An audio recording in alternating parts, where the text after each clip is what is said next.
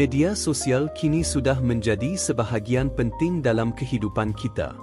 Setiap hari, berjuta-juta orang berkongsi pendapat, berita, dan pelbagai kandungan melalui platform seperti Facebook, Instagram, dan Twitter. Namun, di sebalik kemudahan ini, media sosial juga mempunyai impak yang besar terhadap individu dan masyarakat. Bayangkan bagaimana satu perkongsian atau komen kita boleh mempengaruhi emosi, pemikiran, dan tindakan orang lain. Adakah kita sedar bahawa dengan satu klik, kita mungkin menyebarkan maklumat palsu atau menyentuh sensitiviti seseorang? Inilah sebabnya mengapa tanggungjawab dalam penggunaan media sosial menjadi sangat penting.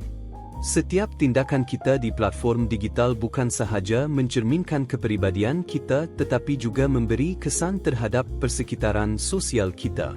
Sebagai pengguna yang bijak, kita perlu memahami apa itu tanggungjawab sosial dan bagaimana menerapkannya dalam setiap interaksi di dunia maya.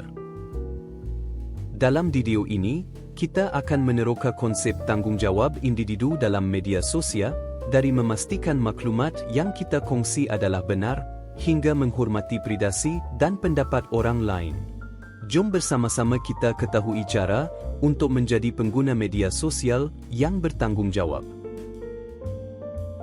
Dalam konteks media sosial, tanggungjawab sosial bermaksud setiap individu perlu sedar dan berhati-hati terhadap setiap tindakan, perkongsian, dan interaksi yang dilakukan.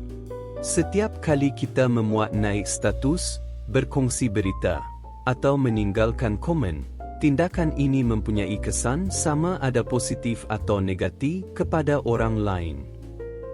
Apabila kita bercakap tentang tanggungjawab sosial di media sosial, kita sebenarnya merujuk kepada beberapa elemen penting seperti: yang pertama, kejujuran. Kita perlu memastikan maklumat yang kita kongsi adalah sahih. Menyebarkan maklumat palsu atau tidak tepat boleh membawa kepada salah faham tidak dapat dielakkan dan dapat menjejaskan reputasi seseorang atau organisasi. Yang kedua, menghormati orang lain. Media sosial adalah platform terbuka di mana pelbagai pendapat akan dikongsi. Penting untuk kita menghormati pandangan orang lain walaupun berbeza dengan pandangan kita sendiri.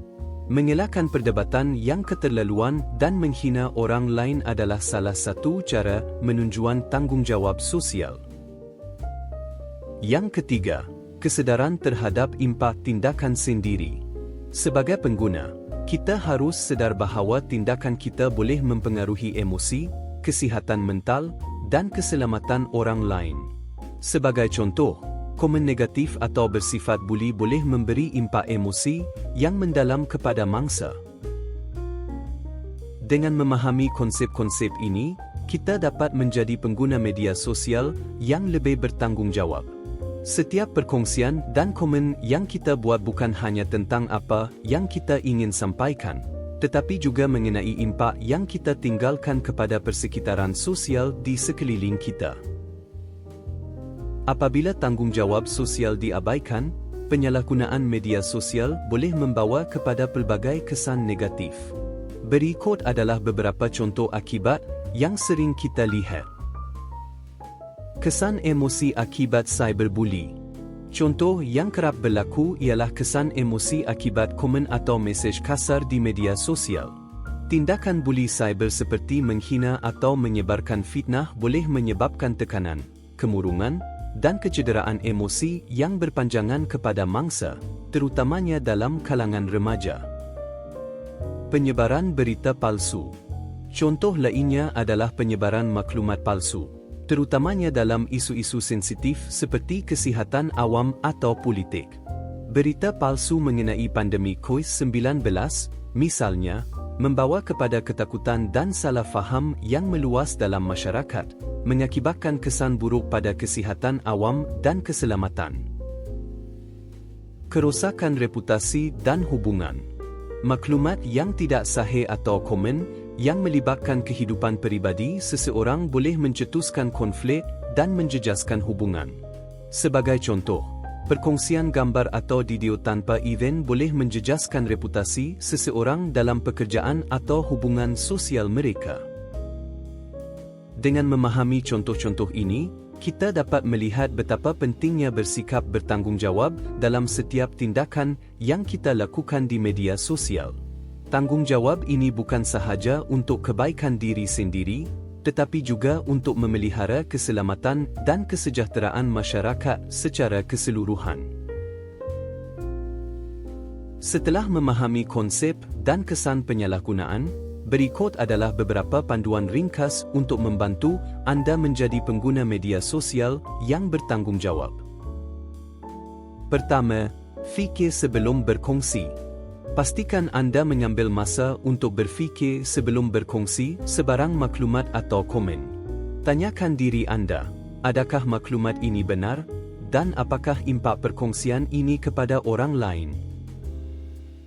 Kedua, periksa fakta dan sumber. Amalkan tabiat untuk merujuk kepada sumber yang sahih sebelum berkongsi maklumat. Gunakan laman web berita rasmi atau portal kerajaan untuk memastikan maklumat yang tepat.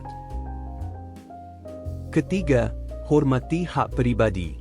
Sebelum berkongsi gambar, video, atau maklumat yang melibatkan orang lain, pastikan anda mendapat izin mereka terlebih dahulu.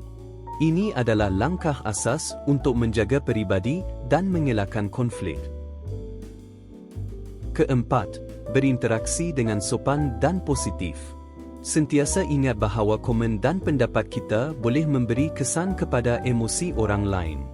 Jadi, elakkan daripada menggunakan kata-kata yang kasar atau merendahkan orang lain. Kelima, kurangkan kebergantungan pada media sosial. Tetapkan had masa yang sihat dalam penggunaan media sosial. Penggunaan yang berlebihan bukan sahaja boleh memberi kesan kepada kesihatan badan kita, tetapi juga kepada kesejahteraan mental. Dengan mempraktikkan panduan-panduan ini, kita semua boleh memainkan peranan dalam menjadikan media sosial satu ruang yang lebih positif, selamat, dan bermanfaat untuk semua.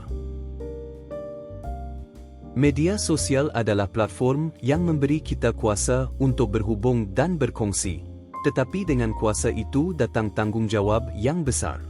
Sebagai pengguna yang bijak, mari kita jadikan media sosial ruang yang selamat dan positif untuk semua orang. Mulakan dengan diri sendiri, fikir sebelum berkongsi, hormati privasi orang lain, dan sebarkan kebaikan. Mari kita bersama-sama memainkan peranan dalam menjadikan media sosial sebagai platform yang membina, bukan yang merosakkan. Jadilah pengguna media sosial yang bertanggungjawab demi kesejahteraan diri sendiri dan juga masyarakat. Like video ini jika anda setuju, dan jangan lupa kongsikan panduan ini untuk meningkatkan kesedaran di kalangan rakan-rakan anda.